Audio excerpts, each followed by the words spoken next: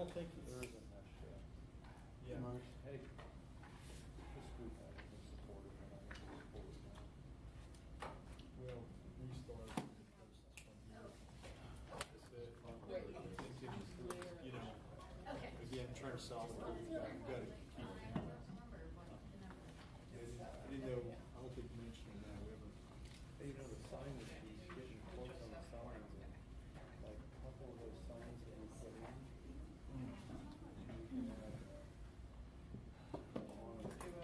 On the map. A couple of the towns, like the one.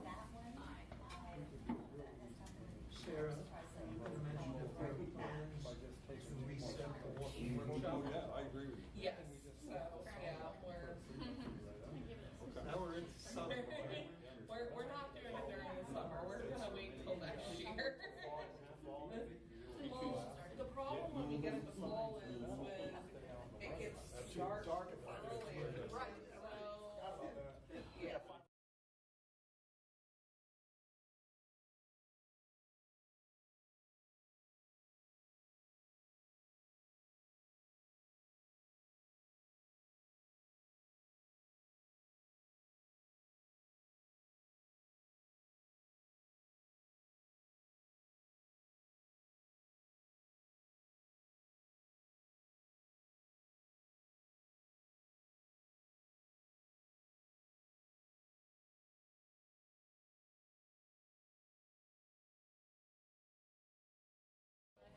9:30.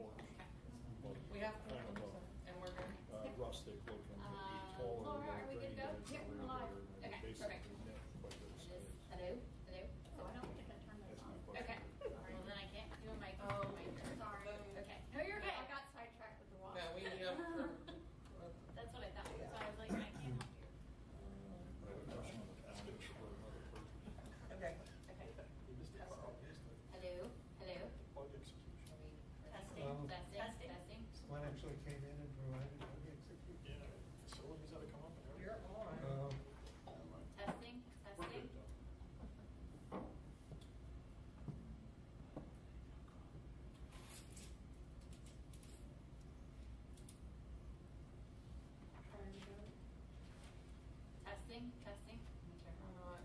Well, I have a mic sitting up there that is picking up. So are we working? Yeah, we connected. Sort of, maybe. Yeah, I'm getting sound. Okay, perfect. There's mics that look to be wireless over there. Are they new? That may be hooked up, that the others are not, hypothetically. Those are definitely muted. I can. Oh, now those are unmuted. Yep, now they're unmuted. So I don't know where we are.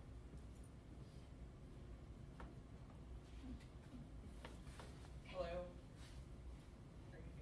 I'm picking up something. You're getting I'm getting sound. Okay. Perfect. All right. Well, welcome everyone. It is Monday, June 26th. It is currently 5:32. My name is Angelica Keene, and I'm the chair, and so I'm calling to order the Bicycle, Pedestrian, and Trails Advisory Committee. First order of business is the Pledge of Allegiance. So, awesome. I pledge allegiance to the flag of the United States of America and to the republic for which it stands, one nation, under God, indivisible, with liberty and justice for all.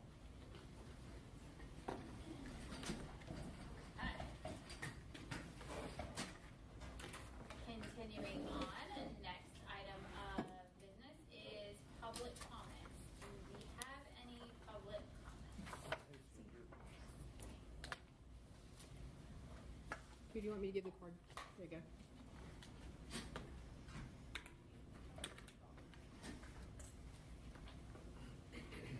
Hi, I'm Ginger Twig, and I have a couple of questions real quick. The walking workshop that you guys were having on 192, has that been rescheduled? I'm seeing if your mic will work. You got me, Laura? I'm getting the audio Try now. right next to the mic. Hello? Whatever. Good try. Yeah, start. Okay. So, I didn't know about the workshop. Were we going to have it? We are holding it off until next year because we're not going to do it during the summer where it's blistering hot. And then when we get into the fall with the evening. I would just get up early and go to it. Two times that it was rained out. We're going to wait. Okay. Yeah. I'm very interested in it because I have a lot of customers that ride their bikes north-south through that intersection. And the improvements to 192 did not impact or make it safer for the cyclist. Most of the cyclists really are not interested in riding on 192 because of the left and right turns that go in front of them. So, but I'd like to see from your point of view what you're referring to so I can understand and educate myself a little bit better. The other one, in trying to educate myself, listed on the TPO site, there are several trail programs. The St. Johns River Eco Heritage that you have listed on there, I was wondering, is that available? Is there trail maps? Where are we at on that one? That is very promising for my customer base coming in. You mean on the levee? Yeah. Can we reach out to St. John's, or can I reach out to St. John's to talk to them about it? Yeah, opening the dike absolutely. system. Yeah. Okay. We've gotten GIS files from them in the past to try to update. I will say that this is kind of awkward with your timing of your public comment period. Sorry. I'm like trying to stay on I don't topic. know what it's. You're the chair. It's up to the discretion of the chair on if you leave it running. But yeah, you're welcome to reach out to them and see what they have available at this time. But our last time we got GIS files, it reflects what's in the bike pen. Okay. Ginger, they have a RAC, a Recreational Advisory Council, that meets in, they have a Southern Area Recreational Advisory Council, either meets in Brevard County or in Vero Beach. Okay. They did just have a meeting about 2 weeks ago. I was on that forever, but I'm not anymore. And I could I could send you a contact Okay. from that for the That'd be Southern awesome. area. And you might recall that, for years they claimed that bikes couldn't ride on the levee top, and you're like, bulldozers are going on the levee top. Yep. I'm pretty sure bikes will be okay. And we got them, we worked with them, and they opened that up, and that could be just the. Well, I remember riding the south part with Sue Carlson and Barbara and all that a millennia ago. But I was wondering about taking a look at the map. It's like, is the vision completed going north and south? Because the People customers. ride all the way to 192 now. Yeah, but I'm talking let's go north. Yeah. The whole county would be awesome. The customer base for bicycles now are looking at that kind of thing, getting away from the traffic. So not necessarily extreme mountain bike like the Grapefruit Trail, but It is shockingly cool going south and seeing all of the. It's really. okay, one more question, I promise to make it short. Is there a place or a centralized collection of somebody to contact when there's a problem with a facility, like a road, a sidewalk, sweeping, so that customers or people can contact a central dispatch? I'm not really sure how to play it. Madam Chair. So, Ginger, it depends on the road. Does the state own it? Is it a county road? Or is it a city street? So the answer is no. We may be able to assist you if there's something you need help in finding out what jurisdiction that particular roadway is in. That's what's making it confusing for a lot of people that are moving to this area. They're very confused on who to contact, and they don't know. Well, that is a challenge, but you can certainly contact us. But unfortunately, there's not a database that I'm aware of that can be easily determined, other than maybe Google. I know you and I have talked about the state system. They do have routine contracts. They go out, they sweep the bridges, they clean roadways, but that is only done within certain periods of time related to the contract. Is there possibility of foreseeing a future where there would be a central location to contact? Because I don't know. That would be a tough one. they're coming into my store and complaining to me. Okay. You're more than welcome to send them our way. And I don't know who to send them to, You can send them us and we'll hook them up with the right city or Okay. county or All right. FDOT. We'll do our best. Okay. All right. But, yeah. Cool. As long as you know they're coming. Ginger, also, US 192, Hollywood and Evan, as you know, we've talked about that project before. You don't have to wait till the walking workshop. You can come into the office and we can sit down and you can kind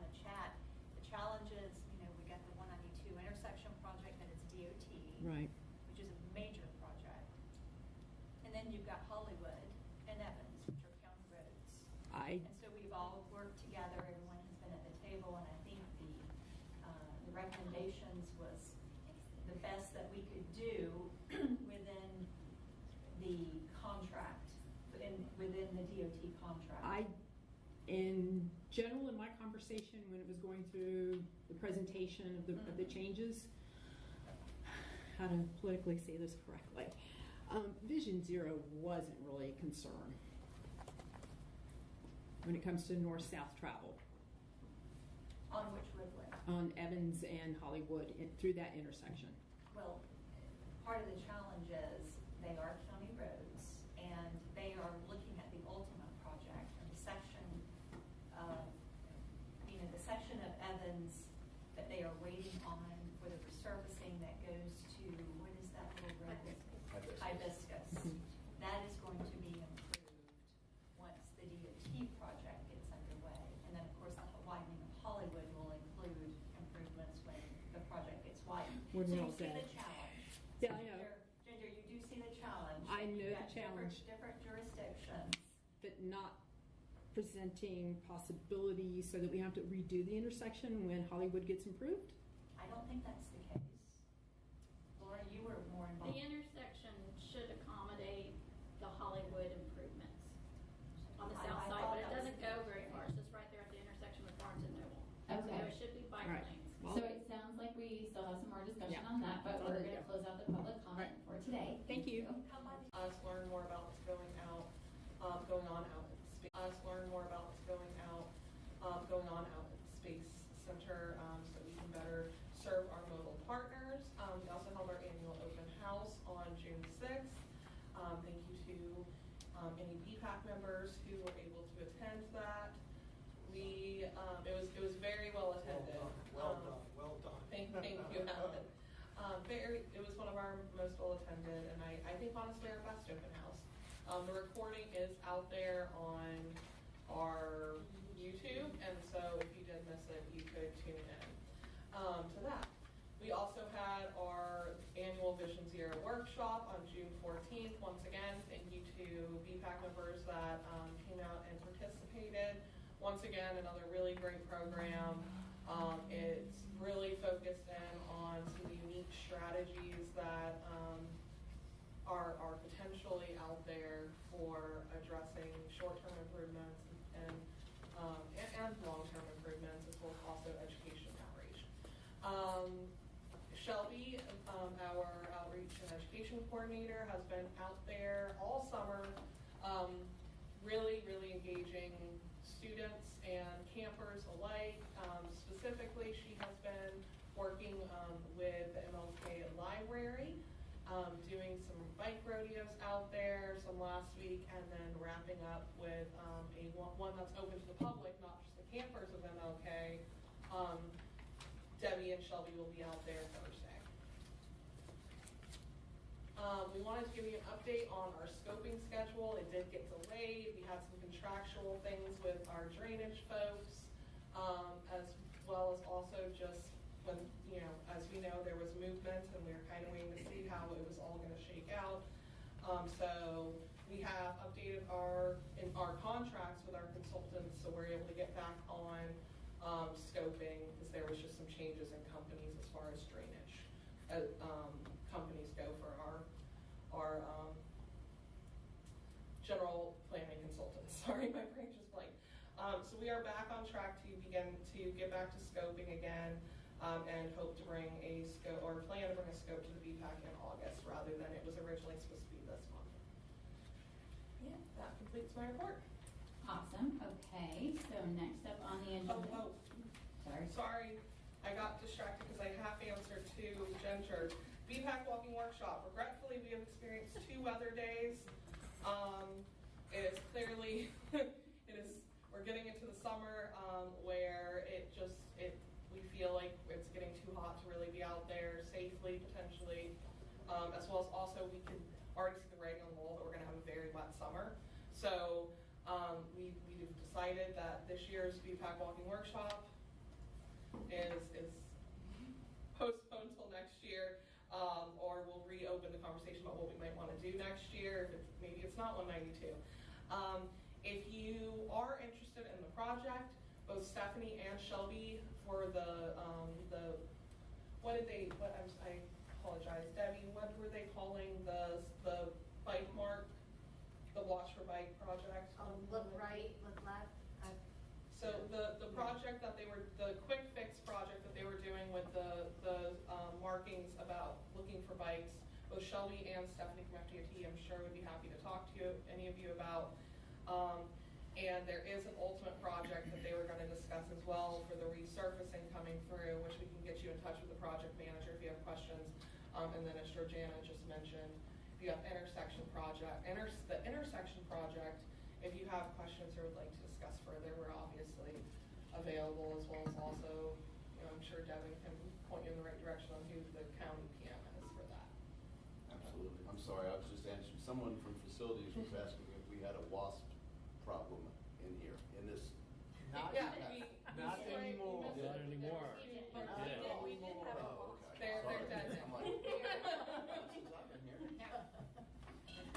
And you came after the That's the aspect. excitement. Okay. So yes, if you are interested in the projects that we're going to be highlighted, we can have more one-on-one conversations to tell you about them rather than going out and getting rained on or whatever else. Or struck by lightning. Or so. All right. Yeah. No? Yes. Yes. I apologize. That's okay. That was good information. All right, so next up on the agenda is you have your meeting minutes from the March 27th, 2023. In the agenda, I'm looking for a motion to approve the meeting minutes if there is no discussion. Motion to approve the minutes? I'll second it. Okay, I have Drew approved, Carl seconded. All those in favor? Okay, meeting minutes are approved. So that leads us into our next action item, and that is the 2024 list of project priorities. And Sarah will be ordering that. Here we go.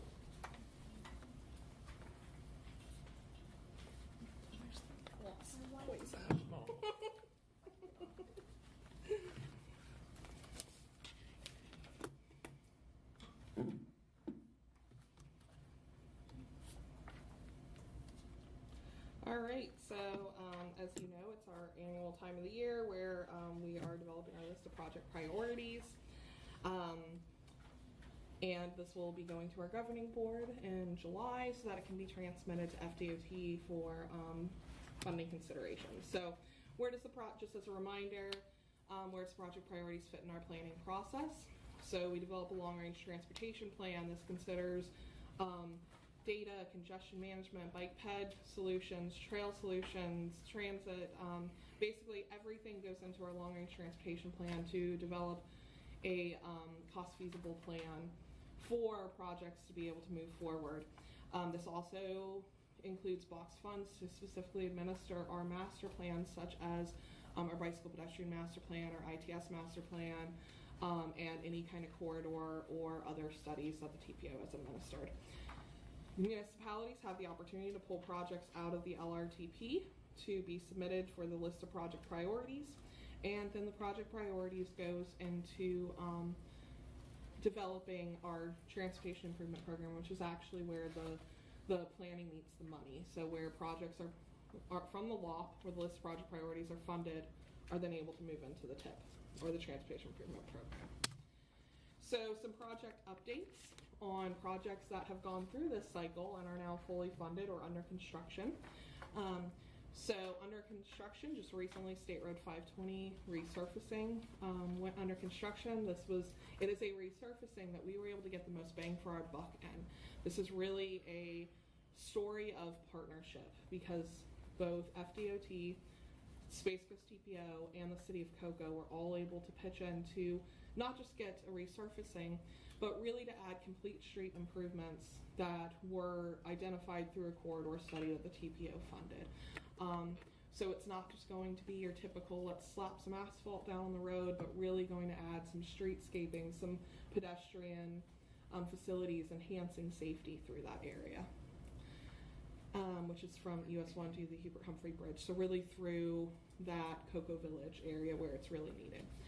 State Road 501, or Clear Lake Road, FDOT conducted are implementing a safety project that once again really started in the TPO offices several years ago. I believe it was 2015. We conducted RSAs. Murray, I believe you participated on some of those road safety audits, and Laura project managed them. And so one of the roads was Clear Lake Road. Fast forward to 2020, FDOT really started digging into it and really wanting to improve that corridor. And so they're implementing a safety project from State Road 520 to Michigan Ave. Some fully funded projects that just we haven't seen go to construction yet are the Melbourne Southwest Trail System, the Parish Park Trailhead, NASA Boulevard Sidewalk, which, Todd, that should be happening. The construction, is that let yet or not? I think it's either, I haven't followed up on it recently, but it's either going to be let or shortly. Okay. Aurora Street Sidewalk. This, actually, US 1 Phase 1, since I wrote this presentation, has really kind of evolved more, where it is going to be a much larger corridor, really focusing in on and this is once again something that came out of those RSAs that we conducted, road safety audits, where it is being incorporated into a resurfacing. Georgiana, can you remind me of what the full limits are of that project now? Because it's been expanded. It has. I cannot tell you off the top of my head. So it's going to be a much larger section of US 1 through Melbourne that is going to see some streetscaping, bike ped improvements, safety improvements, access management, really creating that area more of a complete street and where it is bike ped safety rather than just once again a resurfacing, slapping down asphalt, moving on. Michigan Ave is receiving a trail, which is going to be part of the East Coast Greenway Ultimate Alignment, and then State Road A1A sidewalk, which this group actually voted for us to fund, is moving forward and going into construction shortly. Could you describe remind us what the Melbourne Southwest Trail System is going to look like? I'm going to defer to Todd because there has been some scope changes and I don't want to potentially say the wrong thing. I'm actually not the project manager on that. That would be Tammy Gillen. I know there were some changes, whereas some of the pathways along the canals, because of some public input, did not go forward. What I would suggest you do is call the city's engineering office and speak with Tammy Gillen. She was the one involved in all those public hearings and the actual undergoing of the project development within the city of Melbourne. Thank you, Todd. So there were no additional projects added to the list of project priorities for the trails bike ped projects this cycle. So there really isn't much change as far as maybe some shuffling on the next list. So the regional trail system should looks exactly the same as it has for the past couple years. We are nearing where the Space Coast Trail project on the top is technically fully funded. However, the Sun Trails program, FDOT, has given us the direction of let's keep it on until it actually goes under construction. Kind of a let's just be safe than sorry, because the that project has been unfunded before. So, we'll hopefully in 2 years we'll be able to not see that project on the list anymore. The bicycle pedestrian projects, once again, we did not have any new projects added. There was some shuffling with the A1A projects due to we updated on the most recent high injury network for Vision Zero, as well as also the most recently updated resiliency master plan. So some of those projects up top did kind of shuffle amongst themselves. The US, however, I have some exciting news that once again we might see 8 and 9 fall off because they have been requested through a resurfacing project. And so Palm Bay has really pushed FDOT with an upcoming resurfacing that these projects need to be incorporated into that resurfacing. So hopefully we'll see those fall off. That's amazing. Those last two were a fully funded grant project 10 years ago. The entire length of Palm Bay they only built a chunk it's just a little bit north of Palm Bay Road. But I mean, it was a fully funded project and they spent money to unfund it. Palm Bay does have them designed. It took my wife 3 different trips to Tallahassee to figure out getting US 1 and the Corps of Engineers and fitting it in there, and the issues with the river being right there and standards changing, and finally got it all approved and funded. And they, that's amazing to see it back on there again. Well, they've been on here for as long as on the list for as long as I've been here. We've had some updates to the applications several years ago, and Palm Bay has them designed. Technically, FDOT could use their designs. However, they probably do a design update because that was 5-6 years ago that they were designed. So I just get excited whenever I see any kind of movement on any of our project priorities, because that's where the money is really meeting our planning. So, and then of course we have planning studies that are related. The State Road A1A Complete Street project that Cape Canaveral submitted a couple years ago. A complete street and drainage analysis on Cocoa section of Fisk Boulevard. Dixon Boulevard, a complete street feasibility study. That project is fully funded it is funded in our UPWP. Indian River Linear Trail, the Southern Brevard Trails Master Plan is also funded in our UPWP, and the Cross City Trail. So 2 of those are in the next year. You will see actually go into development. So that would be the Dixon Boulevard and the Southern Brevard Trails Master Plan. So as I said, there's really not much that's changed over the last year. The BEEP, we're seeking approval, and then it will go to our TAC-CAC in July, and our TPO Governing Board on July 13th. We'll then transmit it to FDOT and begin the conversations about work program development and funding. And so with that, I'm seeking approval. Can I ask a question about number 2 of the regional significance of Babcock Street to Malabar, Micco to Malabar, Babcock Street widening? Do you know if that was, there's actually a lot of right-of-way there. Do you know if that was considered to also add a separate trail system? Yes. Or was it? It was.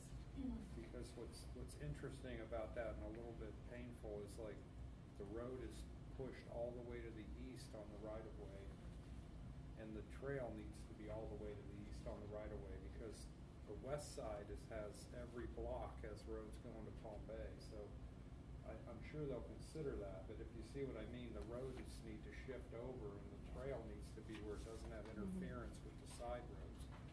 Otherwise, people are trying to ride, and every block is a side road. Otherwise, it has just a few driveways on the other side, Ace Hardware, for instance, or things like that. Yeah. So. Yeah, it definitely did consider a multi-use trail. Of course, there's roundabouts that are also proposed, which the City of Palm Bay are not fans of, or the council did send a letter to DOT saying that they were not supportive of the roundabouts. But unfortunately, the project is sitting on the shelf because there's no design funding. And so the PD&E, the big environmental phase, cannot be approved until the design is programmed. And the design estimate, I believe, is $18 million was the last estimate that we have. So it was a county road that, of course, now is turned over to the City of Palm Bay.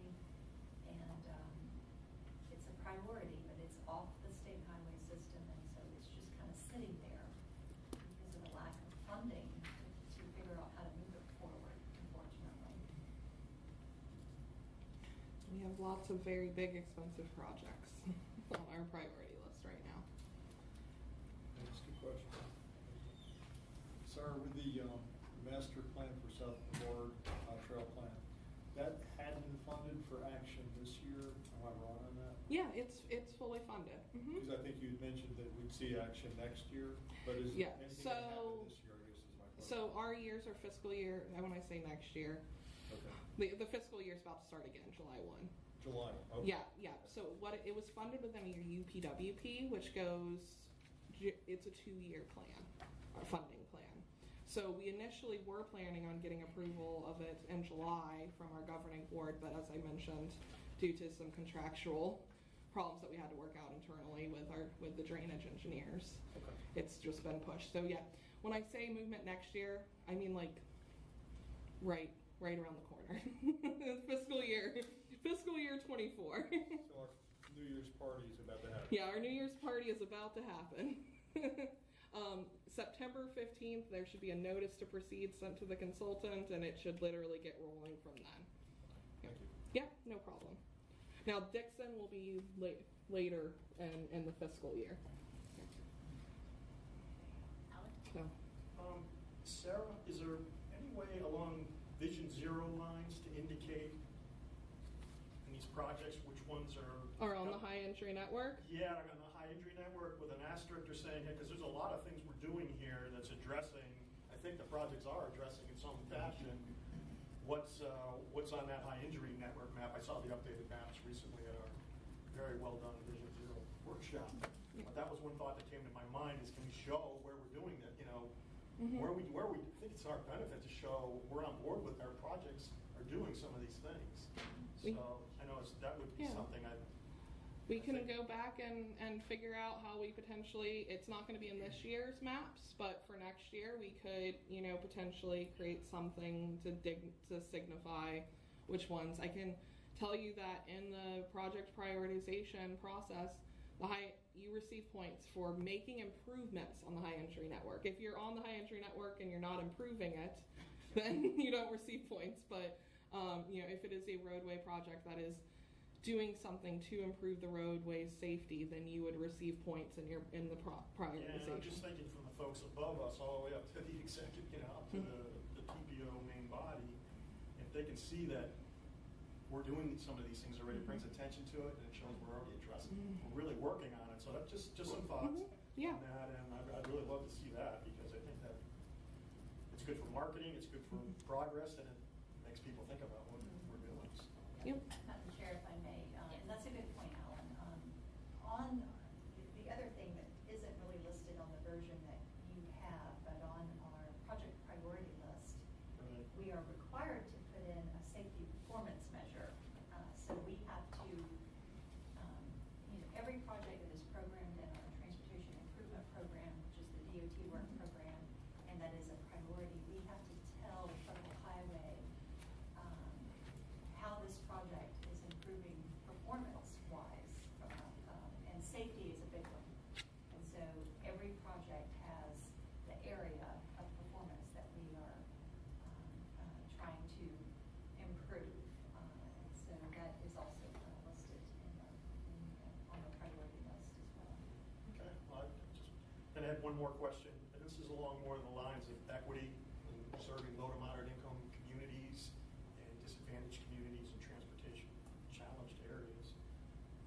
Same thing, mapping where we're doing these things and they're benefiting low to moderate income neighborhoods. Which we will be doing that in our LRTP. Yeah, and I know that's an exercise that's coming up, and there's funding tied to that and certain mandates, but it's something, again, we can show where we're benefiting low to moderate income communities, and we're doing that work already, whether it's the county, whether it's the cities, the DOT projects. I think that's really important to show, and I think we have overlap with the high injury network in many of those areas, so obviously we're going to come out in the future with you, but we'd really like to see that in relation to mapping, and maybe that's another asterisk or something that shows, hey, this is serving these areas, we're serving these areas.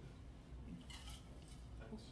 Thank you, and yeah, when we go into the scoping for the maps next year, we'll be sure to discuss ways that we could potentially have the maps tell a bigger story. Okay, so hearing no other comments or questions, can I get a motion to approve the list? I'll make a motion to approve. Okay, Devin is making a motion to approve. Can I get a second? I'll second. Okay, Wesley Park is seconding. All those in favor, please say aye. Perfect. Any opposed? All right, so the priorities list is approved. So next up on the agenda, if you guys remember from the March timeframe, we were doing the BPAC strategic plan and kind of assessment as, so we're going to be discussing kind of the results of that assessment. And so I wanted to just kind of take a moment before we turn it over to our presenter just to kind of set some team ground rules that I think will be really helpful for this. The first is that we want to let the presenter make it all the way through the presentation before we ask any questions or comments. So if you guys have questions or comments, please jot them down. Once the presentation is done, we have a good amount of time on the agenda for discussion, so we want to have them there. The second thing is that we want to listen with an open mind so that you hear all aspects of the discussion. When we get to the discussion, it'll be the standard stack, so just nod, smile, I'll keep track of who's up and we're coming. The only other thing that I asked is, being that this is something that affects every single... Basically, bike ped trail is, now, we haven't seen it on the roadway yet because, you know, as Murray was highlighting, a lot of these projects take a very, very long time. And, you know, we're going to see it. It's being institutional, or it is institutionalized. We're seeing it on the planning level. We're seeing it on the design level. We're right there. We're going to start seeing it in construction. Transportation alternative funding is prioritized through our project prioritization methodology procedure, where every single project that you just saw in the full list in your agenda, every single one of those projects will receive points and be prioritized higher if it does include bike ped trail. FDOT considers all streets as complete streets at this point, where they consider what is the context classification of the street. So who are the users of the street? Where is the street located? And what do we need to be including in our project based on really the context of the street? Is this a rural street, or is this a street that's serving a school, serving a downtown area, etc.? And then of course we've had some major trail wins where the Eastern Florida Regional Rail Trail up in Titusville is completed. Space Coast Trail is funded for construction. North Maryland Pioneer Trail has a mile-long section completed in Kings Park and is awaiting a feasibility study for the rest of it. Brevard Zoo Trail, 3 miles are completed. And then of course the Southern Brevard Al Tuttle Trail, a portion is completed and that's supposed to say September, I apologize. There'll be a notice to proceed to move the master plan forward in September. So lots of wins. So another item that we wanted to discuss before we got into the recommendation is during our workshop, we were listening to the discussion when various types of groups were being discussed. And we wanted, we definitely heard you, and we wanted to basically break down what those various types of committees and groups really are so that we're making sure we're speaking the right language. So an advisory committee advises the governing board based on the person's point of view or expertise. So if you're a citizen, your point of view, if you're here serving as an expert or municipality, then from that point of view. The focus is planning and policy, and it meets as long as there is a benefit to the organization. An advocacy group advocates for certain items such as improved bicycle condition. It's focused on advocacy issues, planning, and discussion. So really everything is focused around advocacy. And they meet as long as the advocates feel they need to. The working group is there's a clear goal and expectation. They're working towards something. It's usually shorter in duration than an advisory committee, and it works collaboratively, hands-on, evaluation, activities. It really is setting, okay, we want to accomplish this, and you meet with action items to accomplish that. So, for example, the development of the bicycle pedestrian master plan, we had a working group that was working towards developing the bicycle pedestrian master plan.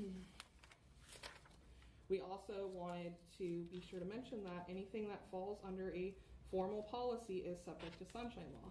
Now, we understand that the intent of sunshine law is to eliminate collusion, but at the end of the day, we are required to follow the law.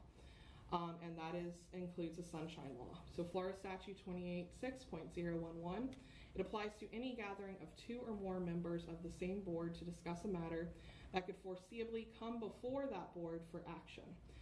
Meetings must be open to the public with reasonable notice given. So for us in our policy, that means that in order for us to hold a public meeting, an agenda has to be posted and minutes taken during the meeting, but an agenda has to be posted a week in advance. This applies to all decisions and deliberation as well as formal actions. Quorum is not required to be subject to sunshine law, so we're not required, a quorum is not required within sunshine law. That's required within our policies. So any formal committee under our policy is subject to sunshine law. Our current configuration of the BPAC, we are subject to sunshine law. So that's kind of just outlines what are the various types of groups and committees, and what does that mean in regards to sunshine law. So as long as we're formalized, whether we're a working group or an advisory group or an advocacy group, we are under TPO policy, and we're under TPO policy. We're subject to sunshine law. We also went out and we reviewed every single other TPO in the state of Florida, and to see what makeup do they have. Do they have a BPAC? If they don't have a BPAC, what do they have? Are they formalized in the policies, so thus subject to sunshine law, etc.? So 14, and there are 27 TPOs and MPOs out there, including us, just to put this in context. So 14 out of the other 26 TPOs have a BPAC, so about half. 13 out of the 14 are formalized in the policies and bylaws, so almost every single one. 4 out of the 14 receive the same agenda as our Technical and Citizen Advisory Committee. This means that it is a duplicative agenda as what our TAC and CAC receive, so thus they do not, we pare down our agenda to only bike ped related issues. They receive a full agenda that could have non-bike ped related issues on the agenda. Sorry, my throat's getting a little dry. 6 out of the other 26 TPOs have a similar committee or board, and 5 of those 6 are from the 12 of the TPOs that do not have a BPAC. 7 out of the other 26 TPOs only have a TAC-CAC. So basically, out of the 12 that do not have a BPAC, 5 of them have a separate board. One of them is a Vision Zero board. One of them is like a complete street committee, and they all kind of have different types of names, but they're not a formalized BPAC. And 7 out of the other 26, they only have the TAC-CAC, which BPACs are not a one-size-fits-all committee and are not required via Florida statute. Our required committees are the TAC-CAC, Governing Board, and our TDLCB, which is the Transportation Disadvantaged Local Coordinating Board, which falls under SCAT. There we go. So a Complete Streets Advisory Committee, Livable Roadways, Vision Zero Advisory, Sidewalk Advisor, some of the other committees that we saw. When we were having a discussion, there was a lot of bringing up trail-specific planning, and not a single Florida TPO has a trail-specific committee. And when I reached out to some trail agencies and such, and some of our neighbors, what I kept receiving was that the precedence for trail committee is that they're really seeing it under, like how Malabar has a Malabar Greenways and Trails Committee, and Craig's not here, Grant Valcaria, or Palm Bay has like their Parks and Recreation Committee, and they're really seeing that the large trail conversations are taking place within the individual municipalities. So 7 out of 14 require an application at the minimum for citizens. So at this point, as long as we have a spot, a citizen can essentially email us and say, I would like to join the BPAC, and then as long as we have a spot, we're able to accommodate for them. I personally feel like we've seen a lot of turnover with our citizens. You know, the folks that are here, you guys have been here. Thank you. Thank you to our citizens sitting at the table right now. But we have definitely had quite a few citizens that have expressed an interest, and then in 3 months, we're no longer seeing them. And so 7, I'm not sure if we could weed that out by having an application, but I just felt like it was necessary to mention that we have a large turnover with some of our citizens. So 7 out of the 14 BPACs require an application at the minimum for citizens.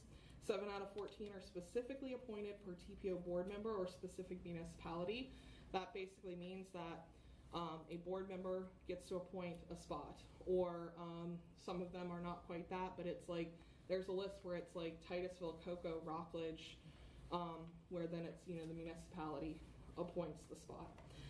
Very few are exclusively volunteer basis, which for the most part we are.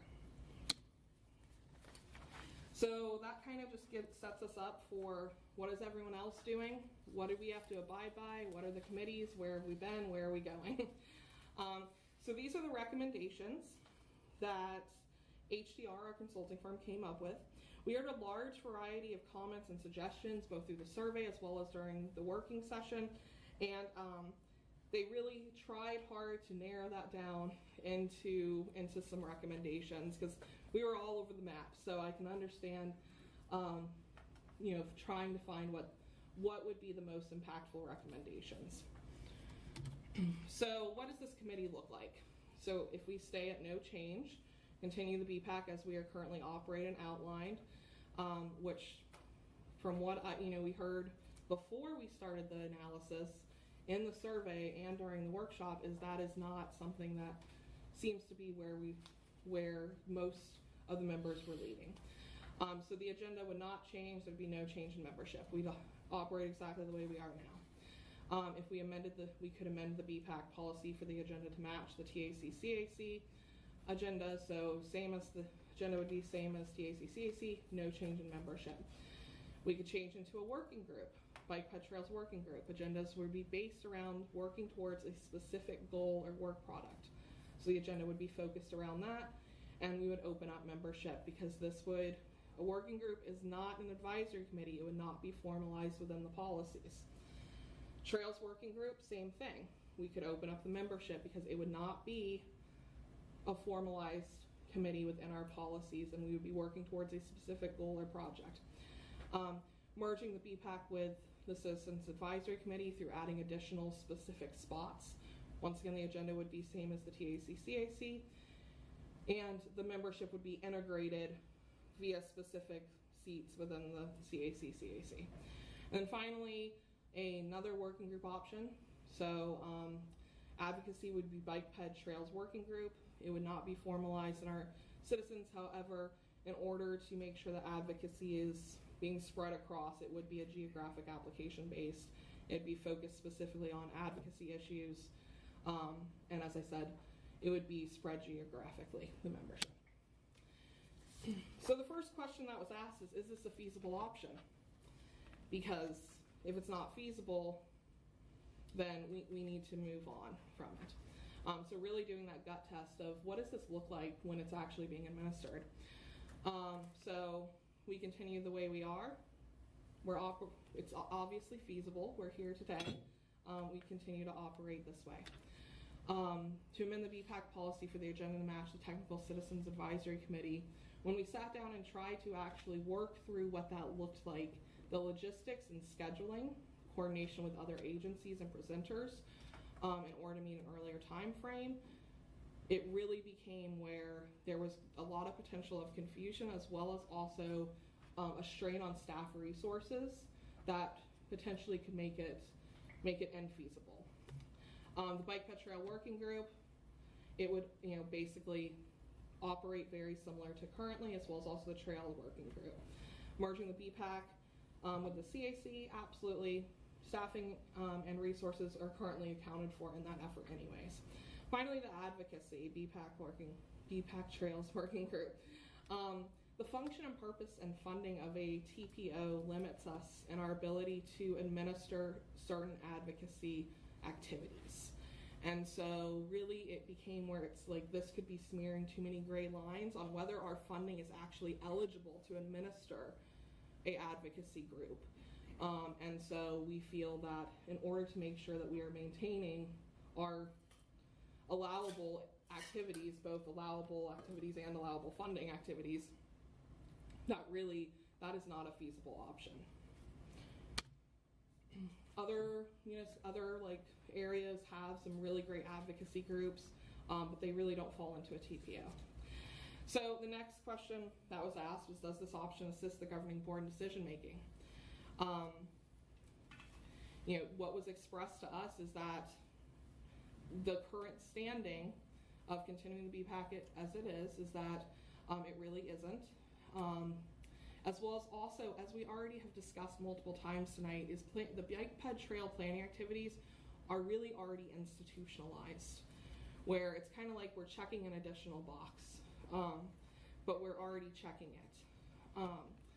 The bike ped trail working group could potentially provide a different area for input during the development of a master plan or a bike ped trail specific project. And staff could continue to report how that is going to our governing board. The Trails Working Group is similar to the Bike Ped Trails Working Group, but when it narrows that focus into only trails, it really becomes where it has minimal impact. It has potential for impact, but it's much more narrowed in the opportunities to assist the governing board in making decisions, just because it's such a narrow subject in everything that we do. And then merging the BPAC with the CAC actually has probably the most potential for impact because it brings a higher emphasis of bike ped trails to a larger forum of individuals and potentially elevates the involvement in the eyes of the governing board. Is the committee serving a duplicative purpose? No change. We currently have 3 BPAC members that are on the TAC. We have 1 that is on the CAC. We have 3 that are on the Vision Zero working group. One of those does overlap with some of the other. A third of our membership is already being represented in planning activities, and that does not include any member that has participated on a steering committee or working group for a specific project or will be participating. So yes, this for the most part, many of the members here do have the opportunity for involvement outside of the BPAC, or already are involved outside of the BPAC. The working group, oftentimes our steering committees are formed for various projects, and this could be duplicative. It all would just depend on that specific project. So I couldn't say with whatever goal we're working that we wouldn't have duplicative membership. Same thing with the trails. And then merging the BPAC with the CAC, we would not have this overlap.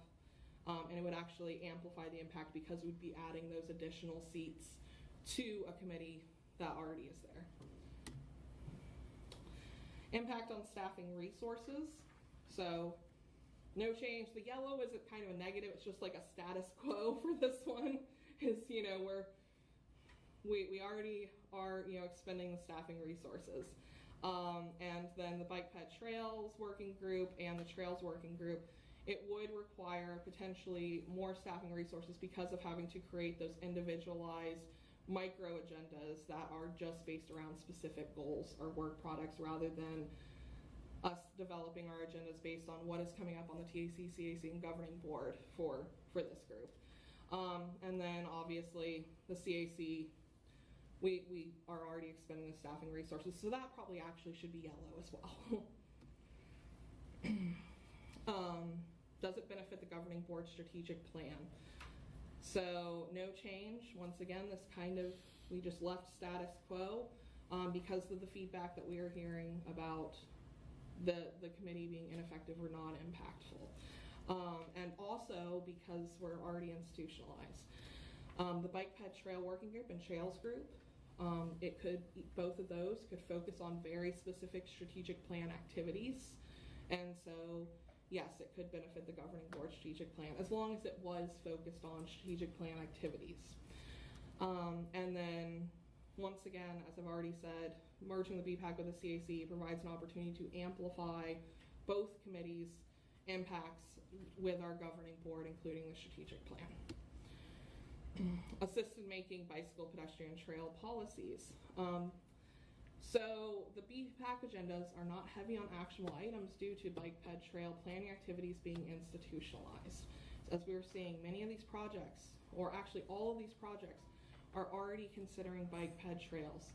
We're conducting master plans. We're providing the opportunity for and actually our policies have already changed, where our project prioritization does consider bike ped trails in every single project.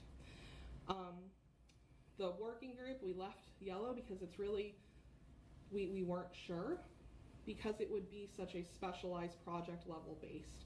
And so there is the opportunity, but it's definitely more narrow because it would be based on whatever that working group was working towards. And then merging with the TAC, CAC, once again, it provides a larger forum to create more of an impact because you have so many more people at the table that are able to hear your voice and move forward. So this was just kind of a snapshot. If you're a visual person like me and you needed to see it in a visual way rather than words. And then basically we mold over all of the opinions. This is our staff recommendation. You all will have the opportunity to discuss and make your own recommendation here in a minute. So we didn't quite go with one specific recommendation. We kind of modified one of our recommendation is to modify one of the recommendations. So merging with the BPAC with the CAC through adding additional specific bike ped trail seats to the CAC. So that would mean that unless you were able to fulfill being a bicyclist, being a transit rider, being a trail user, you would apply for those specific seats. We think that this would make the biggest impact for bike ped trails within our current organizational framework. We would also be adding additional membership to our TAC, so our technical advisory committee, such as Housing and Human Services and Tourism. This is something that we've actually thought about and talked about for a long time because we feel like we're missing that tourism piece and that equity piece. And then trails this would also open up the opportunity where trails could be more people in the BPAC could participate in a working group or steering committee for trail specific projects without potentially sunshine law issues. So providing that opportunity to get back to the basics and dig into the local trail opportunities through the development of master plans or trail specific projects with a working group or steering committee. So with that, I'm going to, well, I guess I'll stay up here in case you have any questions. But I really wanted to open up for you all to discuss and come up with what you feel like. And as I said, it does not have to be anywhere close to staff recommendation. But we will be presenting both the staff recommendation and whatever recommendation you come up with today to our TAC-CAC, allowing them to give feedback, and then our governing board to make the ultimate decision. Because ultimately, you serve the governing board. So with that, Angelica? Okay, at this point we're going to open it up for discussions. Like I said, as a reminder, we want to hear from everybody. So what are your guys' thoughts? Or questions, comments, concerns, ideas, all of the above? Yes, I was wondering, sir, if you could put up about 4 slides back. You had summarized, yeah, that one. Wait. 3 slides, 2. Which one are you looking? With all the circles. Oh, the one with all the circles. I apologize. Yeah, I guess it has circles and squares, depending on how you. Yeah, I'm trying to, I generally tend to be a detailed type of person. I'm trying to, visually look at green as being higher points towards positive decision or something, going through that. And looking at that on the feasibility, and maybe I'm looking at it from the wrong angle. Like I said, is what I'm doing. That's where you're seeing E is all green on that. Yeah, I thought E was early on was presented as not feasible because of something about the agendas. Oh no, that was B. B was not feasible. Right. Because the agenda timing and scheduling of presenters and everything would be the same as it currently is with E. So So CAC would come to this group or vice versa? it would be the BPAC would go to the CAC. So from a scheduling perspective and everything? Yeah. So this committee would no longer be, it would be basically reborn under, in addition to that direction.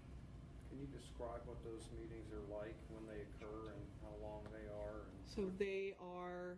And what do they cover? They are the Monday before the second Thursday. So our governing board meets the second Thursday of the month. They are always the Monday before the governing board meeting at 9:30. They're usually 2.5 hours. We try to stay in that time frame. We sometimes it's a larger discussion. Todd has attended those as a TAC member, Devin as a CAC, Jim as a TAC member. Excuse me, I just said Devin as a CAC. He's a TAC. Jim as a TAC, and then Pete isn't here tonight, but he's a CAC member. They cover basically anything that you have on your agenda now, but then there's additional items that would not necessarily be bike ped trail related. So like, for example, on our consent agenda coming up in July, there's like our traffic count, our annual traffic count scope, or I guess it's not annual. It's a traffic data. It's our traffic data analysis scope that, basically where we do our traffic count program, things like that. So it's state of the system, is that what it basically is? Data? It's data that feeds into the state of the system, but no, we run a traffic count program that we collect traffic counts. So, sometimes when you drive over the tubes, you're driving over our tubes. Our consulting tubes. I'm not going out there and putting them down. Sarah, and another, like also in July, we'll be hearing from the Federal Railroad Administration and Brightline to talk about safety and potential quiet zones. It could be very much project related. It's very much about DOT. Federal Highway comes during, certifications. It is just a very broad spectrum of regional transportation planning, which, where we can really maximize, every opportunity that we have, balanced growth and the environment, safety. It covers, the whole gambit of transportation planning. Thank you, Georgiana. Yeah, Sarah, if I could add something here. All the action items such as the list of project priorities, the bicycle master plan, any changes to that, long-range transportation plan, that this committee would hear are also heard by the CAC and the TAC, correct? Yeah. Mm-hmm. Yes. Yep, they are. It's just those additional items that Georgiana touched on, which can range anywhere from discussions about CIS facilities to railroad facilities. Or It's ITS. ITS. It's a very wide-ranging agenda. Yep, Ellen?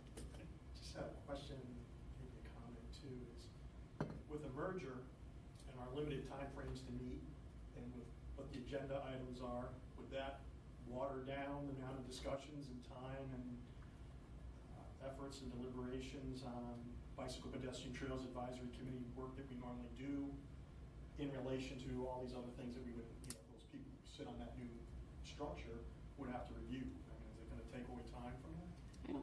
I don't think so. There's already so much discussion time built into the TAC, CAC that I think it's just more voices heard at the larger table. Different perspectives. Yeah. Which is the importance, our citizens have a stake in it, is getting the different perspectives more holistically, on the table for everyone to hear. Yes. Yeah, thanks. Kind of following what Drew is hinting at.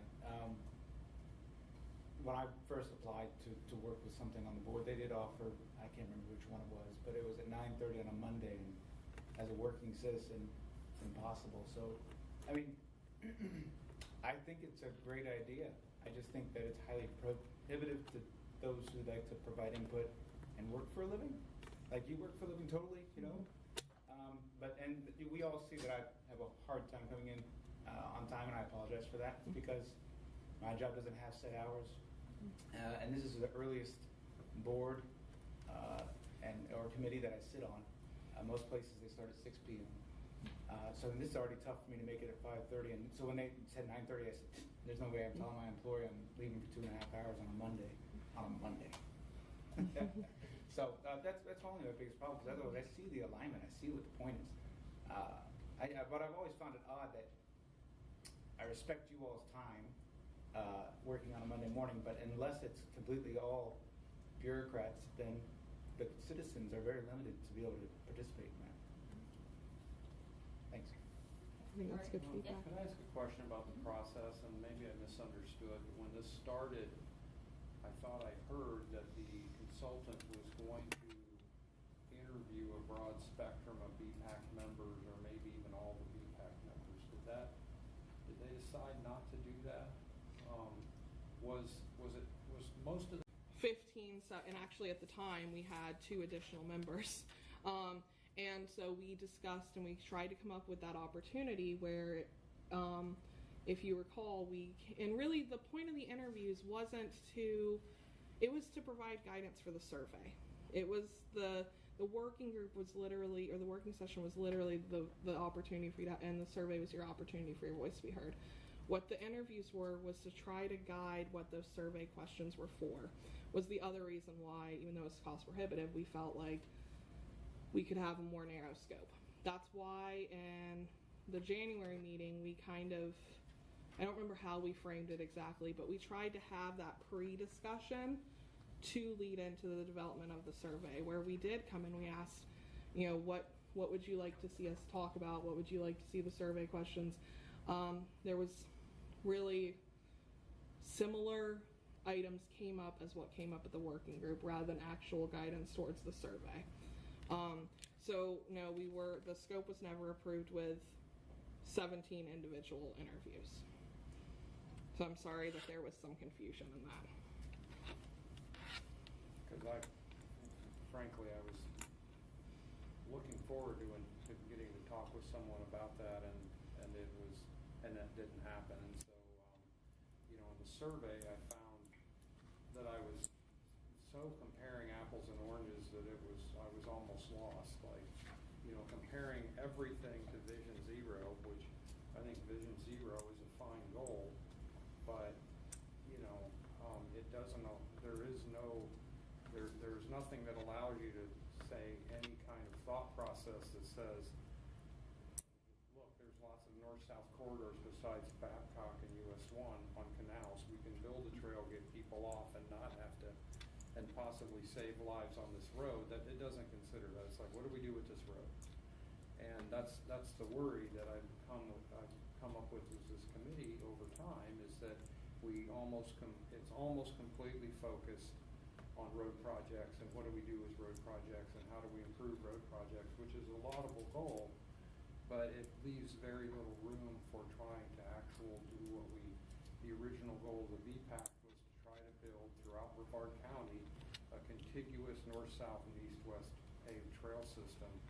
And the original direction, going way back from the actual county commission that invented, I was at the meeting that said we're going to have a bicycle advisory committee, was to try not to acquire property, try to use the Eels property we're buying, try to use the canal banks, try to use things that don't conflict with roads, don't require property acquisition.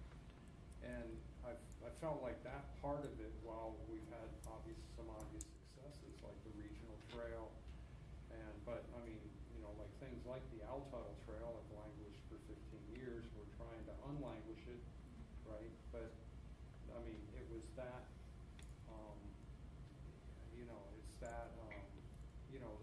the Owl Tuttle Trail was also designed to go north through Melbourne. There's no activity or no one even looking at that, for instance. And I don't know how I would start that. There was an alignment once, and it went up the canal, but I just feel like there is no avenue to do that anymore. that's the only thing that I think I really thought we should improve was, ideas like that sort of hit a big granite wall of bureaucracy. Yeah, like who's your city sponsor? Who's your lab certification? You know, Landowners. if you can get interest, you might have some design funding in 4041, you know, or whatever, some date that I can't even comprehend. So that's I think was the frustration. And I was hoping to be able to, you know, comparing everything to Vision Zero is like, how do you feel about building a paved trail as compared to not killing humans? And you're like, well, all right, let's not kill humans, I guess. You know? Yeah, and I think Vision Zero definitely seemed to bubble up in the It's survey. in everything. It was in every survey question. But that wasn't the intent, really. It was I mean, really the just to survey kinda- was designed to come up with a pre-predicated response. Well, Murray, with all due respect, I disagree with that, because that was not our intent. We were listing programs that we operate within the Yes. TPO. Yes. So every single staff member has various programs that they're responsible for. And so that original question that had a list of the programs, those were programs within our TPO.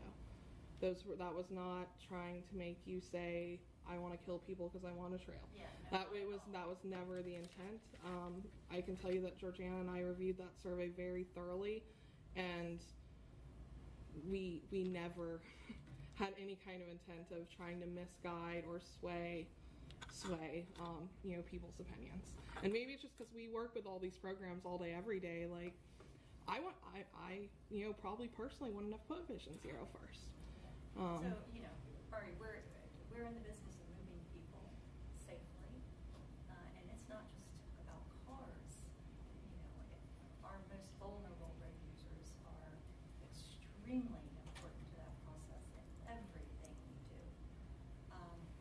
You know, the whole reason why we kind of delved into this is because we kept hearing some frustration. I mean, it was pretty clear over the years about the perceived frustration, you know, about the direction of the VPAC, and we really wanted to kind of take a step back and say, okay, what can we do better? You know, how can we maximize the way that things have changed? You know, we're not under the county anymore. Just some amazing work that has been done over the years from the VPAC, but where are we now, and how can we make it more effective to where those voices can really kind of get out and not just kind of be here, because there was some frustration about not, you know, the governing board not listening to the VPAC recommendations, if you remember, you know, just what, a few months back. And I understand those frustrations. So we were just looking for some different ways to really, you know, make more of an impact and kind of Right. let everyone feel like, okay, this is Right. not wasting my time here. What do you mean about the governing board not listening to our recommendation? Well, as far as the Altella Trail. And Well, we didn't make a recommendation. We didn't make it on our committee. We made the motion. Yes. It was approved by majority of formal meeting Correct. of this entity, and it was essentially quashed through the procedural. It turns out there was Potential. a veto power that we didn't know about. Yeah, exactly. Well, and I don't want to rehash that, and No, I we're not. understand the frustration, It's which not is them the not- reason why The we governing are. board did not follow our did not hear our But recommendation. you're right, you're right.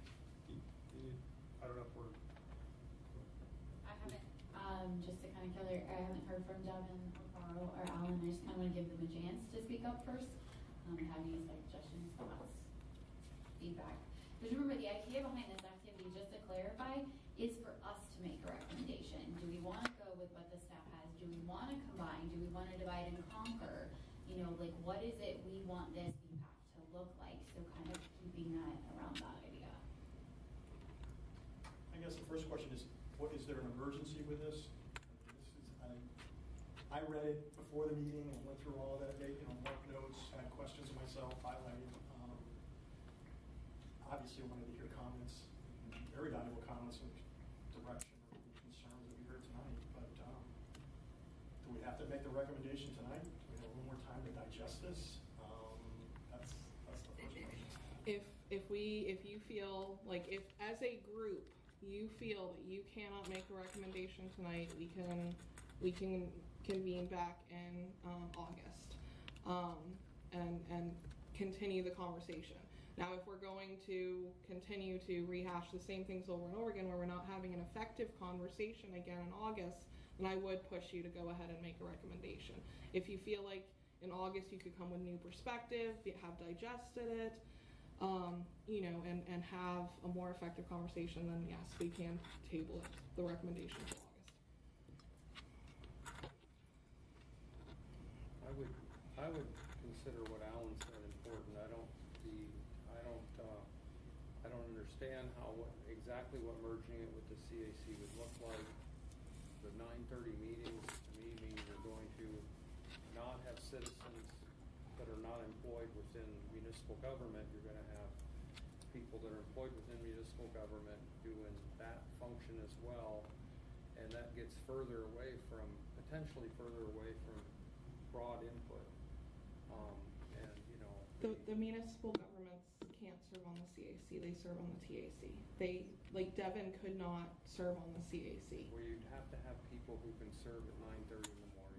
We have quite a few very vocal CAC members. Ginger actually is going to be our newest CAC member. And so we're very, very vocal CAC members. They do a great job for us. Well, that's fantastic. That's a great example of somebody who's not a municipal person who could go to a meeting Yes. and take her time away from her shop to do that. That's great. That's fantastic. But I mean, the description that I heard, the very brief description of what the CAC does, made me think that's exactly the wrong direction that I would want the committee to go, to hear more from the DOT and more from the federal government and more from, I understand that it may be a more holistic approach, although I'm not sure I understand that word very well. And Murray, I can understand where you're kind of confused as to what the CAC members, how they could provide input, but they're offering their perspective in everything we do. And so it very much gets their voice out on the table. So like Ped is considered in every aspect. Now there's some, housekeeping items, there's some things that perhaps, they have necessarily nothing to add, but it's just a great opportunity. So their voice is always being heard in every agenda item if there's some sort of action. So it provides that power and that relevance at the table. It would probably help if perhaps, we have a YouTube page where all our TAC CAC meetings are on YouTube, and they're always there. You can actually go and listen to those meetings at your leisure, go back for months. That might help. Well, that would be a good point. I think before I would consider, at least for my vote, wanting to merge the two, I would want to at least be able to watch a meeting or attend a meeting. And with Wesley, I'm not sure, especially on a Monday, that I would be able to do it. Sure. Understood. Great. Devin, Carl, I want to invite you guys to speak up. And I believe Drew has he had the opportunity to speak, and Jim. Bending to the chair, is that okay? Yes. I don't mean to elaborate or perseverate or anything. Yes. I think Wesley's point of the 9:30 thing is going to be a critical change. I think I bring back to some of the evidence among the 26 BB techs in the state, and the other ones were there's 27 if I understood correctly, and there's very few that are volunteer-based successfully. And I think we're on the cusp of potentially abandoning historical success within Brevard of having a volunteer basis, albeit not everybody's here every time. We're making a quorum. There's a whole lot of committees that don't make a quorum. Okay, and I'm just saying I think we're going to lose something dramatically if we dilute and merge a concern. And I too would like to review what's going on in the CAC within a month and not make a decision. I'm going to suggest we defer to the next meeting to make that, so we have a more learned basis to make our recommendations to our future. But I really think critically, you know, oversimplistically, you know, and essentially look at the BPTAC, it's really the BPTAC. We're citizens, you know, depending on how you look at it, they're both advisory committees. By combining the two into one, I think it's inevitably going to dilute some of what we have done in the past. I think it basically disregards the success of volunteerism. Volunteerism, to me, is based on people being motivated from an advocacy point where they want to do work, but they're trying to advise the people that make the decisions with the money. So, enough said. I just suggest we all take a look at a homework assignment for August. That'd be my suggestion. You review the CAC. Thank you. I'll speak now. I was not here in March, so I apologize. I didn't read fully through everything. I'm fully in favor on waiting until August so that some of the citizens, I mean, I've been on the CAC for almost a quarter of a decade. So I'm in favor of, like Alan said, and everybody else said, maybe y'all looking at it and see. I don't know if I can lean one way or the other right now. So that's where I'm at. Can I ask a question? Yep. When you say merge, are you looking at providing the same amount of seats as in the BPTAC or reducing the number of seats that are established for the CAC and the TAC? I think that based upon our briefing with our chair earlier this evening, that would be open for discussion. Okay.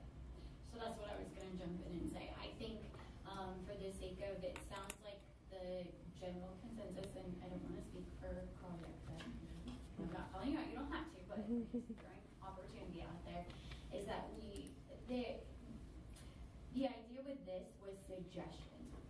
We are not limited to A, C, D, E. We are picked E and, like the few off the list that are off of the list.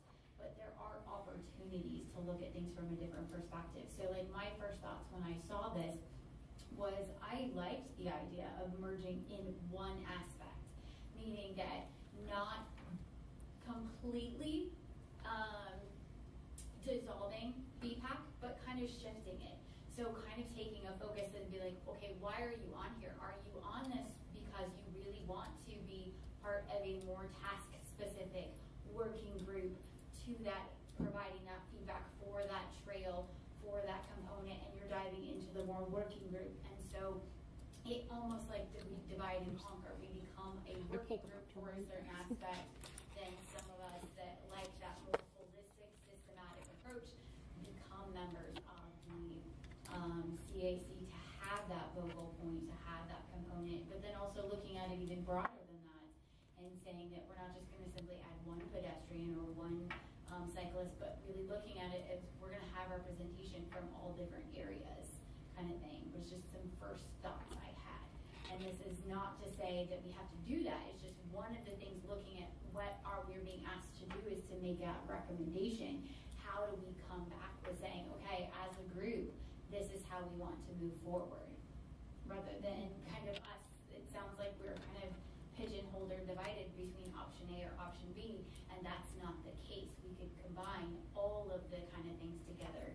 And so that's one of the things that if we are, which it seems like we are because we are at pretty much time, I want you guys to think about as part of that homework too, is not just that CAC component, but how do you want that to look? What do you want your role to be? And what recommendation can we come up with? So there's a possible hybrid based on? Absolutely. Which, I mean, ultimately, we suggested a hybrid. I think that's what you're trying to get at. Yeah, we may have a deeper hybrid. Correct. That's what I'm saying. It's my first thought, without just kind of quick reaction, was an even deeper hybrid on the hybrid, and then really kind of, because that is going to, in my mind, and this is just my opinion, really give the biggest impact for those that have that expertise in that area. So for example, I'm never going to sit on a trail working committee because I don't know enough about the logistics of a trail to be actually helpful. I can be like, team yay, but that's not, but I can look at it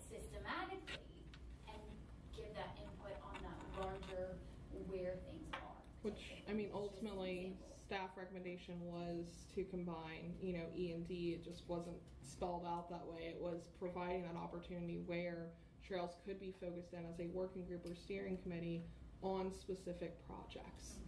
And then just, Madam Chair, if I may, before we close out, while you guys are considering this, when you are envisioning what you want for, what recommendation you'd want, I want you to refer back to this slide and really ask yourself, is what I'm thinking about an advisory committee?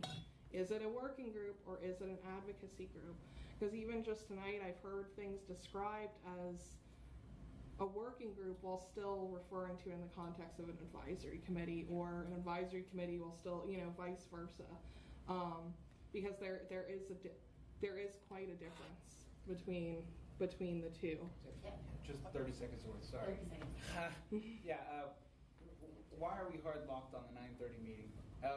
For the CAC, I get the TAC, you got people who are from the cities and stuff. Why did we lock in at such an early time? Whichever one is the...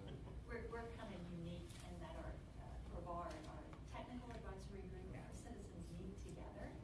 So you have 46 members, and it works very well because our technical and our citizens kind of feed off each other. And one voice, there's no voices stifled. It is a very good interactive mix to hear all perspectives.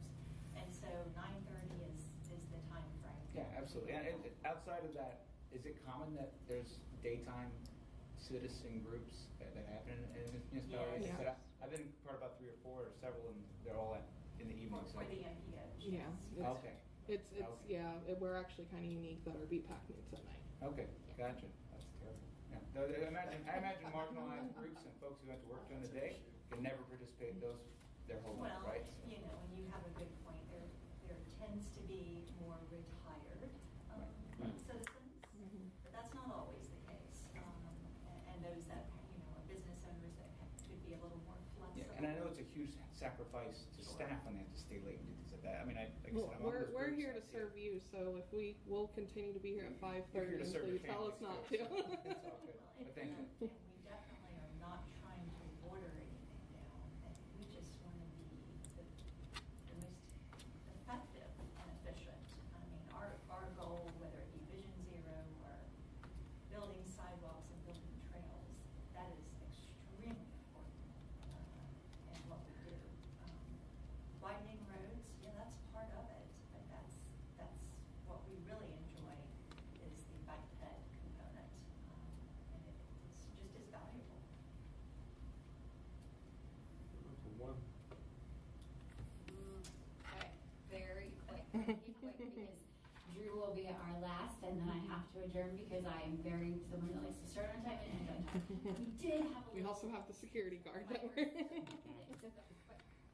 The difference in the, regulatory return limits, for instance, for CAC versus BBTAC.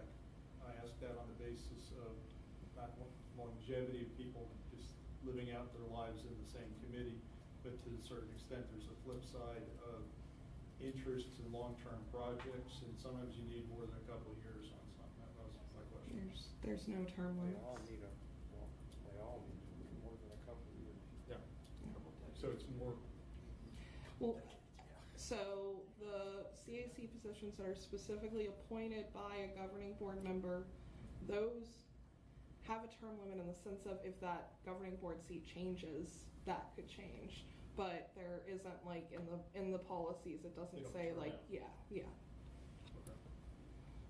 So So there's, the it's new person could appoint a new person, and that person. But the seats, the additional BPAC seats would not be necessarily, they would not be subject to a governing board member saying this is my, this, it's not like with the example of Ginger, she was appointed by a county commissioner in his seat.